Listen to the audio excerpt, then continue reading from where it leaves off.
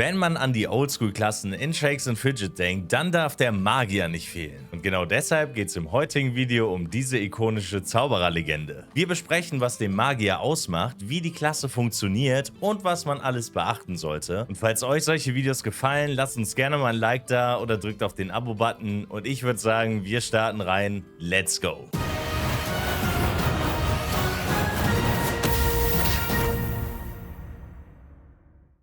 Wie viele von euch wissen, sind Magier nicht die größten Tanks. Das heißt, dass sie sehr anfällig für Schaden sind und davon auch nicht sehr viel einstecken können. Der Ausdauermultiplikator liegt bei mal 2 und das ist ziemlich gering. Und nur zum Vergleich, bei einem Kundschafter liegt der Multiplikator bei mal 4 und bei einem Krieger sogar bei mal 5. Magier tragen, wer hätte es gedacht, leichte Rüstungen in Kombination mit einer Kette, einem Ring und einem Talisman. Damit ihr voll ausgerüstet seid, braucht ihr 9 Gegenstände mit einem Sockel für einen Edelstein. Und hier ist ganz wichtig zu sagen, die Attribute eures Edelsteins in eurer Waffe werden immer mal 2 multipliziert. Des Weiteren kann jeder eurer Ausrüstungsgegenstände ab Level 90 beim Schmied verbessert werden und sobald ihr 1000 Runen im Arena Manager erspielt habt, auch eine Rune tragen. Gleiches gilt auch für die Verzauberung der Hexe, sofern ihr diese ab Level 66 freigespielt habt. Auch was die Schadensreduktion angeht, können Magier nicht unbedingt glänzen, denn diese liegt bei schlappen 10%. Und nur zur Erklärung, diese Prozentzahl der Schadensreduktion entsteht aus den Rüstungswerten eurer Gegenstände.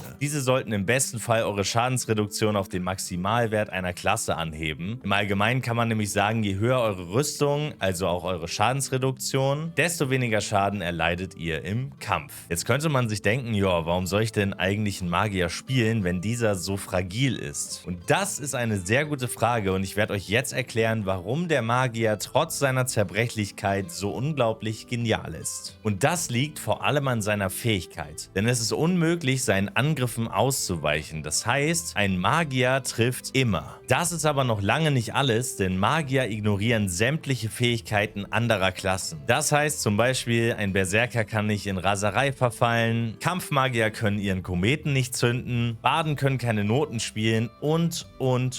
Es gilt wirklich für jede einzelne Klasse. Die Fähigkeit anderer Klassen ist nicht die einzige Sache, die ein Magier ignoriert, denn Magier ignorieren auch die Rüstungswerte ihrer Gegner, was dafür sorgt, dass ihre Treffer natürlich noch härter einschlagen. Und wo wir jetzt beim Angriff sind, müssen wir erwähnen, dass Magier mit Magiewaffen kämpfen. Diese besitzen immer das Zweifache an Attributen wie alle anderen Ausrüstungsgegenstände. Dafür kostet aber eine Zerlegung einer Magiewaffe beim Schmied 2 Zerlegungspunkte. Und generell kann man sagen, der Schaden dieser Magiewaffen ist höher als bei Fernkampf- und Nahkampfwaffen. Außerdem hat der Magier eine maximale Chance für kritische Treffer von 50%. Diese skaliert allerdings mit der Höhe eures Glücksattributes. Magier besitzen das Hauptattribut Intelligenz und auf dieses solltet ihr zusammen mit eurer Ausdauer den Fokus legen. Euer Hauptattribut ist einer der wichtigsten Faktoren für euren Schaden und eure Ausdauer sorgt dafür, dass eure Lebensenergie steigt. Diese ist beim Magier zwar nicht so hoch, aber super wichtig, weil sie einen Kampf entscheiden kann. Denn jeder Angriff, den ihr überlebt, sorgt logischerweise dafür, dass ihr noch einen weiteren Angriff abfeuern könnt. Und wenn ihr dann noch einen kritischen Treffer landet, wird es für euer Gegenüber ganz schön gefährlich. Eure optimale Trankwahl beruht ebenfalls auf diesen Attributen. Damit ihr mit eurer Klasse den größtmöglichen Erfolg erzielen könnt, trinkt ihr am besten einen Intelligenztrank, um euer Hauptattribut zu boosten, einen Ausdauertrank, um euren Ausdauerwert voranzutreiben und einen Trank des ewigen Lebens für eure Lebensenergie, denn dieser steigert diese um 25%. Jetzt müssen wir noch über die Größe der Tränke sprechen und da muss man wissen, dass ihr zu Beginn eurer Reise kleine Tränke trinken könnt. Diese boosten den jeweiligen Wert um 10%. Ab Level 15 könnt ihr dann 15% Tränke finden und seid ihr Level 32, dann solltet ihr große Tränke trinken, die eure Werte um 25% boosten. Bei eurer Skillung können Geschick und Stärke sekundär behandelt werden, denn diese beiden Attribute helfen euch im Kampf gegen Klassen, die diese Attribute als Hauptattribut haben. Heißt zum Beispiel, Geschick hilft euch gegen Kundschafter oder euer Stärkewert ist hilfreich gegen Krieger. Ein weiteres Attribut, was ihr nebensächlich behandeln solltet, ist euer Glückswert. Soweit so gut. Jetzt kommen wir mal zum Fazit. Wer auf schnelle Kämpfe und sehr viel Schaden steht,